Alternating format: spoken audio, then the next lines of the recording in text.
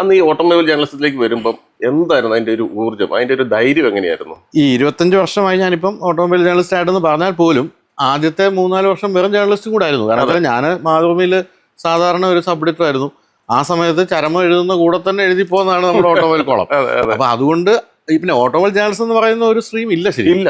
എനിക്കത് പഠിപ്പിക്കുന്നില്ല, ഒന്നുമില്ല. അപ്പൊ ഞാൻ ആ മാതൃഭൂമിയിലുള്ള സമയത്ത് മാതൃഭൂമിയിൽ ഒരു ഓട്ടോമൊബൈൽ കോളം തുടങ്ങാൻ ഇങ്ങനെ കമ്പനി പ്ലാൻ ചെയ്യുന്നു, ആരെഴുതുമെന്ന് ചോദിക്കുന്നു, ഒരാളും പിടിക്കുന്നില്ല. കാരണം ആർക്കും വണ്ടിയെ പറ്റി ഒരു ധാരണ അറിയില്ലല്ലോ. അപ്പൊ എൻ്റെ അടുത്ത് കോട്ടയത്ത് അന്നത്തെ എൻ്റെ ഡെപ്യൂട്ടി എഡിറ്റർ ചോദിച്ചു, വൈദ്യു നിനക്ക് എഴുതാൻ പറ്റുമോ ചോദിച്ചു. പുള്ളി ചോദിക്കാൻ കാര്യം പറ്റുന്നല്ല, ഞാൻ വണ്ടി ഓടിച്ച് ഓഫീസിൽ വരുന്നു, പിന്നെ വണ്ടി താല്പര്യം ഉണ്ടാകാം, ഒരു പ്രായമൊക്കെ വെച്ചിട്ടെന്ന് വെച്ചാൽ ചോദിച്ചത്. ഞാൻ അപ്പൊ തന്നെ പറഞ്ഞു നോക്കാം നമുക്കെന്ന് പറഞ്ഞു.